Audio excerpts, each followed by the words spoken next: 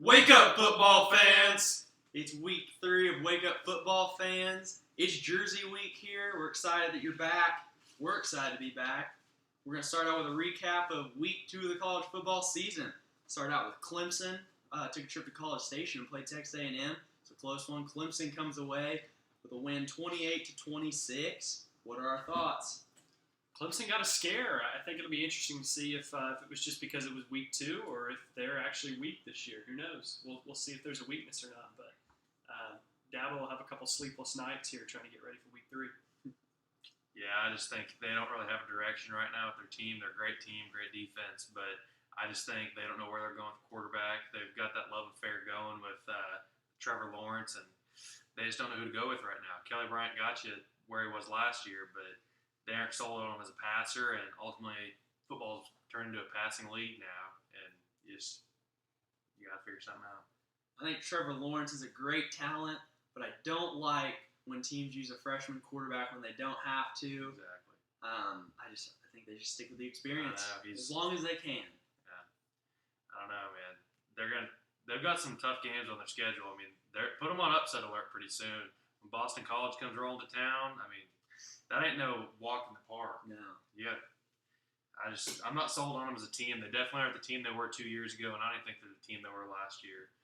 That defense is great, but you do have to score points to win the game. So. I mean, week 1 they only put up 13 points by halftime on Furman. We gotta realize here they aren't as dominant offensively as they have been in the past, where they're just racking up yards and numbers on people.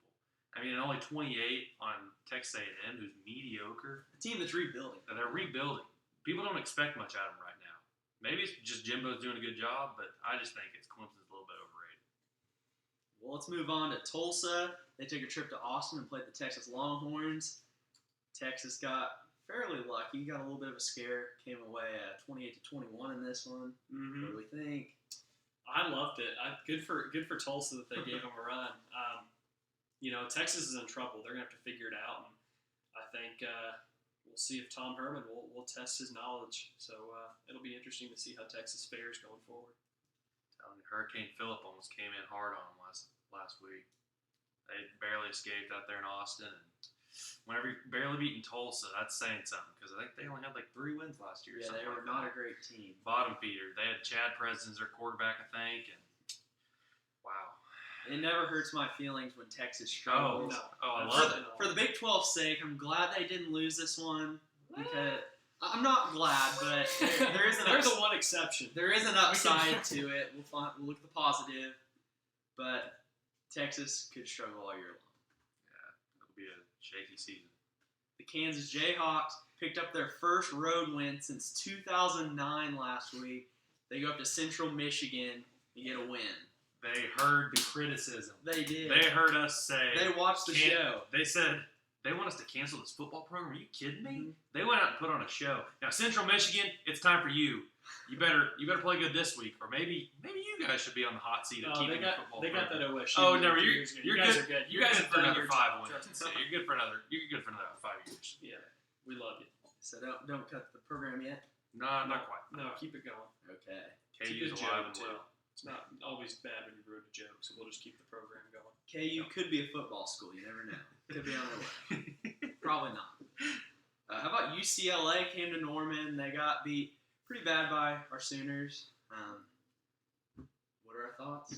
I think the highlight of the game was Westbrook being there. Other than great. that, the game itself.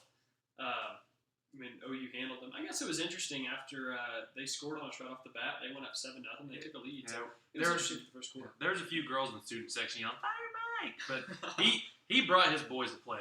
He is right now. He is one of the best coordinators in the nation. He's done one of the best jobs. Coming from year that he had last year to this year, they've done solid after 2 games. Now I'm not gonna say that he's some Kirby Smart at Alabama, but he's done a good job. He's got those guys flying around on the ball, and Curtis Bolton might be about to say that. Curtis Bolton might be the sleeper of the year. He is a great player, and he just hits those holes and fills them so well. He's a nice compliment to Kenneth Murray, and I just think that front 7 to OU, it could rival anybody in the SEC this year. You mentioned Kenneth Murray. That man's gotten a lot bigger and a lot faster. Look out for him. He's a big-time player. What were you talking about in the back before this? Your nickname for Mike Stoops? What was that nickname? Major Game Mike. That's right. Major Game That's Mike. right. That's a good one. I like it. Yeah. I like it. The score looked a little closer than it really was. I mean, Yeah. it could have easily been a 49-7 game, but Yeah. Chip Kelly lost his magic in the NFL, and he just hadn't got it back yet. He was just trying to put some courtesy points up to make the voters feel a little bit better for him.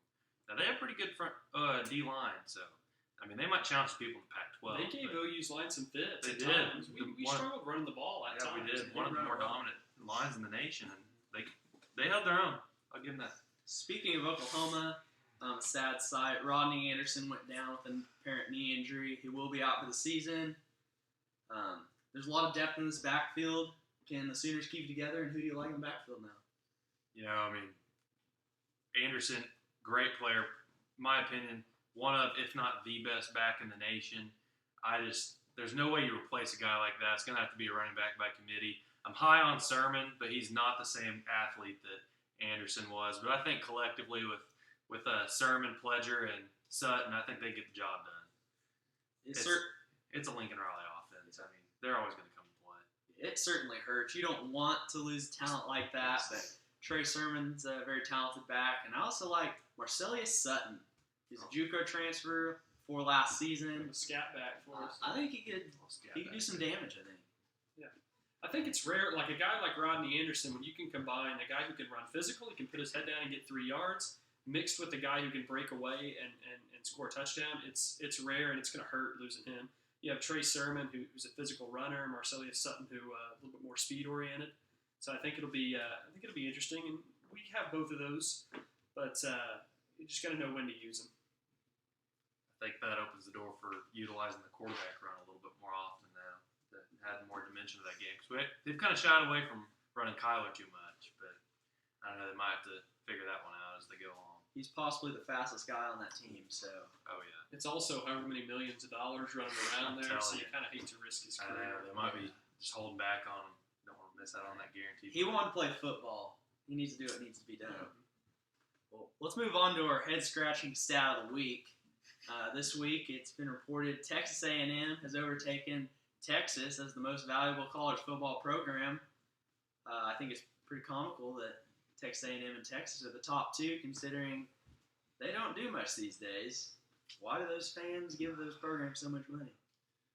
I guess they like average seasons. They make bowls, so you get to see them play in the Sun Bowl or the Heart of Dallas Bowl, or I think that's what Texas went to last year, was something like that. But I guess they like average seasons, but at least they're bringing in money. They're making money. So.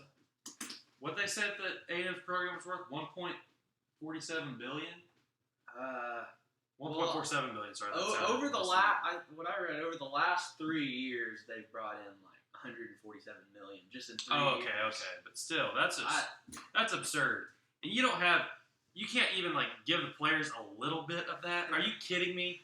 These guys are busting their backs day in and day out just for the logo that's on their helmet, and you can't even pat them on the back a little bit. That's unbelievable to me. And you're paying Jimbo $9 million. Come on, you're paying Tom Herman what, $5 million, something like that? Yeah, plenty. To win 6 games? Come on. I do have to give credit to the Texas A&M fans. They pack that stadium every week. That student section is probably as good as it gets, but the reason they hang around those games so long is because they can't blow anyone out like we do here at Oklahoma. Yeah. So, Texas, those fans maybe not quite as good. That stadium's not always full, but they're making money. I'm telling you. You know, one thing I want to get back on the paying the players thing. At the very least, bring back NCAA 14. Please, or not 14. Give us the NCAA games back, and I think all this stuff will go away. I don't know. Give the players a free copy. It's a great game. It's a great game. That's how you can pay the players. Give them a free copy of NCAA 18. Players grew up dreaming of being on that game and playing as themselves. I know. Let's bring it back. Well, it's now time for Hayden Time, brought to you by Custom Roofing Solutions. Take it away, Hayden. How's it going, guys? We decided to bring the show outside today because it's such a nice day out here in Norman. We've got 3 excellent games for you guys today, and Pearson's going to start us off. We're going to give him the spread of 3 different games this week. He's going to pick who he thinks will cover the spread. We're going to start out with Rutgers at Kansas. Kansas is a 2-point favorite at home this week. They're not a favorite very often, so let's see what Hayden has for us on this one. Well, lately we've been big against Kansas. It's crazy to me that things have been this way, honestly. I mean, they even picked up a win last week, so you know what? It's big. It's a big one. He's got a catch. We got one. What's that say? We got Kansas this week. He has Kansas with just a 2-point spread. That's basically a pick 'em, so Kansas is going to take Kansas W. gets win number 2. Easy. The second Easy game. win. Second game we have for Hayden this week is Ohio State against TCU. Ohio State, TCU. Got to get his line fixed real quick. Man, you know how I love the Big 12 teams. I mean, we got to. We got to cheer for them. But this one's a tough one for me. Ohio State's heck of a team. TCU, want to root for them because they're in the Big 12. But could you repeat the spread on that one for me, Pearson? I don't know if I said it. Ohio State's a 13-point favorite. 13-point favorite. That's a tough one. This is a big pick Let's right see here. what he caught. This is a big one. Let's see what he has. What does it say? What does it say? Whoo! Ohio State. He has Ohio With the State winning it 13-point big. favorite this week. That's going to be a good one. That's going to be a game to watch, folks. All right. Final one for this week in Hayden Time. Alabama visiting Ole Miss. Alabama is a 23-point favorite in this one. That's no small margin. 23-point. Alabama. Hasn't Alabama blown everyone out of the water, Pearson? Pretty much. Pretty much. You know? Oh, shoot. Oh, it's Biden. This is a big one. This is a big one. Oh, come on. Come to me. Come to me. We're going to need a net. Seth, bring the net. Bring the net, Oh, Seth. no. Woo. Oh. We don't need it. It's a big one. We're lucky that one didn't We're break picking the line. Ole Miss this week. Not only do they cover the spread, but they're taking this one. You heard it here first, folks. They're going to get the win. Hayden Reed This week. taking Ole Miss with the win against Alabama. Oh, yeah. That's going to be a big one. But now that we have the picks out of the way, it's time to reflect on last week, where we had the student coach Luke dropping some punts. And so we're going to take a look at some film from this past home game. It's impressive, folks. His hard work does not go unnoticed. He put in a lot of work. He spent a lot of time on the jugs machine, I believe. No, just look at him catch these balls. It's crazy. Yeah. So It's the hard work does not great- go unnoticed, Luke. Great 1 week improvement. We actually had Luke penciled in to be a guest star on the show this week, but some other conflicts came up. He was not able to be here, but So sad. don't worry, fans. You'll get to meet Luke eventually. Oh, yeah. He'll be on soon. He'll be on soon. But now it's time for Hayden's Play of the Week, where this week we actually have an impressive play for you. So roll the tape, boys. And then Rodney Anderson had the amazing, last 8 games of the season. So they're ready for this. Murray. Incomplete, but C.D. Lamb. What? Now he's showing off. I mean, The guys at the franchise must have hit him in his ear. here's what's crazy is that foot. I know this sounds crazy. His foot was not that far from being in bounds. I think it barely hit. Man, if he was inbounds on this play, it was going to be insane. That would look like a little bit of Odell Beckham Jr. coming out in C.D. Lamb right there. That's right up there with the Odell catch a few years ago. Oh, my goodness. What a freak. I was just talking with Easton the other day about he's the best wide receiver in the Big 12, no doubt. I wouldn't argue it. Very skilled player. I thought he got his foot down when we were watching the game live. Oh, but, yeah. I mean, it was on the other side of the field from where we were. I was a little disappointed when it wasn't in, but hey, Hollywood Brown, he's a freak. He's fast. But C.D. Lamb, he's got the hands. he has the skill for sure. Well, that's all for Hayden Time today. Let's take it back to the booth with the guys. All right, it's now time for this week's picks. We'll start out with USC visiting Texas. You like USC or the Longhorns? I got the Trojans. I think that if you go toe-to-toe with Tulsa, then I don't see how you come in expecting to beat USC, who's actually a formidable opponent in Division I football. So I got the Trojans. I could be wrong, but let's go USC. Fight on, baby. I'll also take USC in this one. They're not as good as they have been the last few years, but Texas might be even worse now. So go USC. How about Boise State at Oklahoma State? This is probably Oklahoma State's toughest non-conference game since 2014 when they played Florida State to open the season. Yeah. So, People don't remember. Oklahoma State held their own, but still lost. And I guess that's just scared them away from ever scheduling a decent team ever again. But here they are, and they're not even going to the Smurf turf. They're too scared. But, I mean, the Smurf turf is going to travel with them, and they are going to – yeah, it's going to be bad. There's going to be a lot of cowboy boots, a lot of people smacking the wall, but I A still lot of reindeer. a lot of reindeer. The FFA is going to be in full force, but I like Boise State. I think they come into Stillwater and get it done.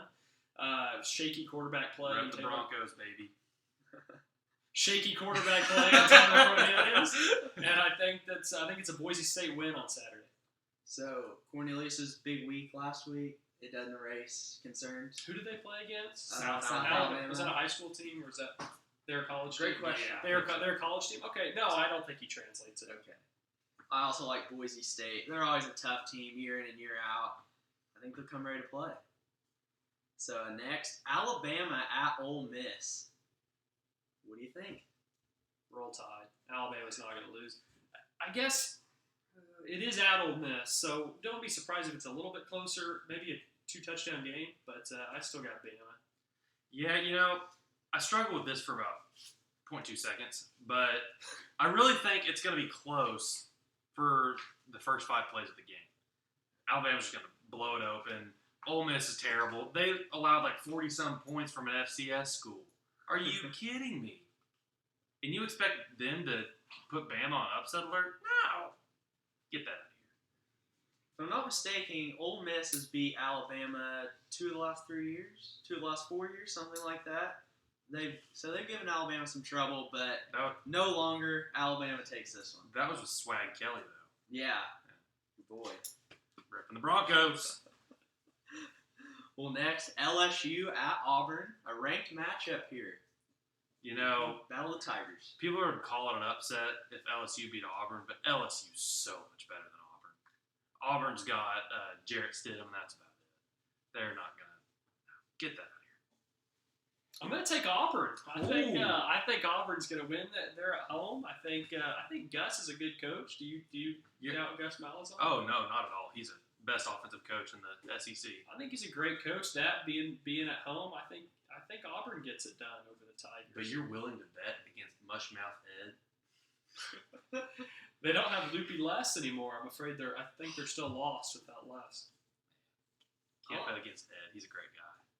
I like LSU in this one. They've looked tough so far this year. I watched a lot of their game week 1, and I liked what I saw, so I'll take them over Auburn this week. Ohio State against TCU. I believe this one's in Arlington, if I'm not mistaken. That's going to be a good game. What are our thoughts? I'm going to go with TCU. I think the Horned Frogs pull this one out. I like them at home. I think Gary Patterson's defense, that guy has a brilliant defensive mind. I think that Ohio State might struggle a little offensively. And it's just going to come down to who can put a few points on the board. And I like TCU in front of their home crowd. Yeah, I agree on that. Got 2 upsets. You convinced me. I was going to say Ohio State right before you talked. But I just think that having Urban Meyer out this week, granted, he coached, which, again, I might get back on that. But not having Urban Meyer on the sidelines in a hostile environment against a good defense, Gary Patterson coached defense. Now, it'll remain to be seen whether they can keep up with Ohio State's offense, but I think they can for this game. I think the Big 12 offense comes and shows what they're made of. You know what? I think we have a repeat of last year. Another Ohio State loss to a Big 12 team. Not on the same caliber, but still. Right.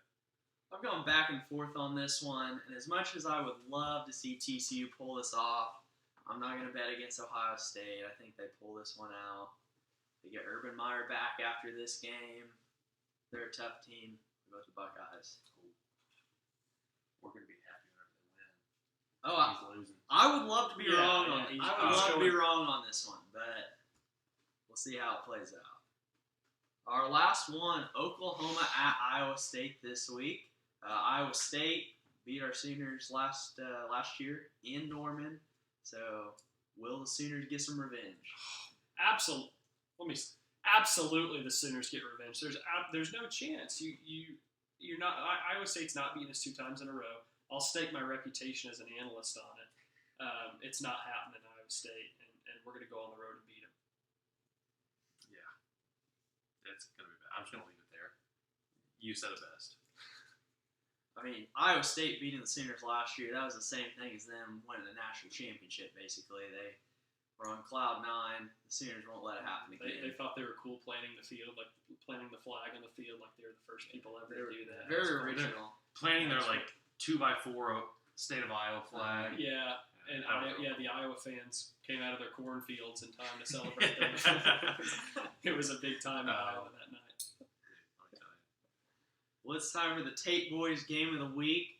This week we're going with Tulane at UAB. This is a big-time game. 2 1-1 teams. Fun fact, Tulane beat Nicholls State last week, who beat KU week 1. So, now that KU's not winless, I think this leads back to Tulane being a dangerous team. You know what? I've got a hot take on this. This is the battle of who's yanking the plug on their football program first. They're both terrible. But you know what? I give the edge to UAB. There was a guy from Last Chance U that went there. He got kicked off the team, but he's still at UAB now. So I go UAB. Go with the Blazers. Well, UAB already yanked the plug on their program once. They're not going to let it happen again. Exactly. Grambling State. If you I lose like- to Tulane, you got to pull the plug. I know I was just talking up Tulane, but UAB takes this one. I saw this at first. I thought it was like an NIT basketball tournament day. These are 2 prime NIT teams, but I'll be different. I'm going to go with the Green Wave. I think that Tulane. I have no reason for picking Tulane other than I want to be different. I don't know anything about either one of these 2 teams, but Tulane, it's going to win. They're going to win this game. We're going to focus on the NFL side of things right now. New head coaches in the NFL went 0-7 in week 1.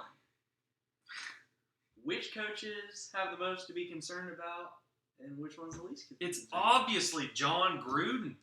You are a terrible coach. I will go to my grave and say that. You may know your stuff, but knowing your stuff doesn't get you anywhere when you can't coach. I mean, you can. I don't want to say you trade away your best player. What's an example of knowing your stuff and not coaching Okay, well? Mike Stoops last year, because you see what he did this year. He knows his stuff. He didn't coach very well last year. You can have all the knowledge in the world, but if you don't educate your players the right way, they're not going to perform the way they need to. And I think that's the biggest difference coming from this year to that year. And that's why I think that Jon Gruden's a terrible coach. He might know his stuff, but he cannot communicate well with his players. He doesn't have a good relationship with them. As you saw, he let his best player go in the first game out. All those QBs loved him on his Gruden camp. Yeah, because he's not riding their butts all the time. He did. Have you seen Andrew Luck, Spider 2 Wide Banana Man? But Have you seen They that? could get away from him, though. They weren't stuck with I'm it. telling you, I think the guy he knows his stuff, and I think the 2 go hand in hand. I think he needs to let his assistants coach, but I think he can build a winning program in Oakland. He loves it, and that's a start. He loves to be out there coaching. You saw how excited he was. I think Gruden turns it around. Give him a break. I'll give him that. He ran into a good team in week 1. I'll give him that Oakland fans love him and that he loves it there. But sometimes you just got to let what you love go. The Rams are good, and Gruden had the lead at halftime. I don't think it's a terrible start. I think he has some shortcomings at quarterback. I'm not bought into Derek Carr. I don't think he's a great quarterback. And you have Marshawn Lynch. You never know what he's going to be doing, driving a golf cart. Probably shouldn't even be pushing playing a ref. anymore. Yeah, I don't know. So he has Doing some backflips on the sideline. He has some personnel problems, but I do agree that he made a huge mistake getting rid of Khalil Mack, Terrible as you saw in that Bears-Packers game. Generational pass rusher. Those guys aren't growing on trees. You got my boy Von Miller and Khalil Mack. And after that, you don't have game records in the NFL because game records are hard to come by. Now, you've got Aaron Donald who's in the league of his own.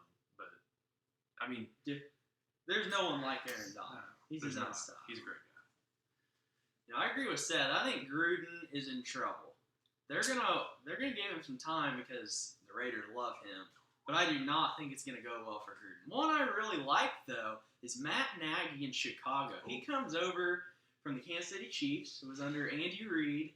That's a young team. I don't think. Get ready for a good regular season in the playoffs. They're going to lose to the Titans. Hey, come on! Don't hate on Andy Reid. He's a good coach. What's the NFC version of the Titans? What would you say? The NFC version of the Titans. Yeah. What do you think that'd be? Oh boy, I don't know. Maybe like That's a I hard don't question. know. Yeah, that's a tough question. You can't translate the Titans, and somehow the Chiefs found a way to lose to them.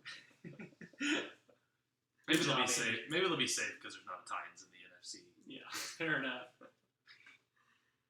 Do you have any certain coach you're out on already, or it's too early for you to tell? I don't know. I'm a little suspect of Matt Patricia I was in thinking, Detroit. okay. Yeah, the Belichick coaching tree doesn't have a lot of success. It's like The the Nick Belichick Saban disciples coaching and Yeah. I just don't know. Like, he's a defensive guy. I think right now the league is tilted more towards an offensive-minded coach.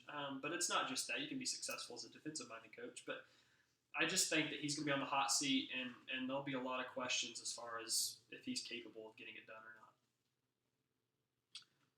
Another one that's not a new coach that's been there way too long is Marvin Lewis. Oh, Started. Hey, I can't believe the guy's made it 15 years. Yeah. Unbelievable. you know what? They had a good showing against the Colts. That's It's the Colts. huge. Granted, it's the Colts. They finished 32nd in the power rankings this week, but which it kind of surprised me. Yeah, I don't know if they're that bad. With a healthy Andrew Luck, they at least get up to 31st place. don't Exactly. Exactly. they? I mean, you put I don't even know who was 31st this week, but you put them against the Colts, and I bet Andrew Luck can pull it out at least 6 times out of 10. He's a good player. It's just crazy. I don't know. Ohio sports fans, what are you guys doing? You just accept. You got the Browns. You got the Bengals. I don't understand. You lost LeBron. What's going on in Ohio right now? They're in shambles. I have no idea. I guess the Reds are bad too, aren't they? Yeah, very bad. Yeah. Hey, the Indians are good, or they were good. Are they still good? Or are they bad? They're I doing all right. don't know. It's not my fantasy team. They're leading the division. So, well, that does it for this week on Wake Up Football Fans. We'll see you back next week for week 4 of the show. Adios. Good show, man. That was a good show.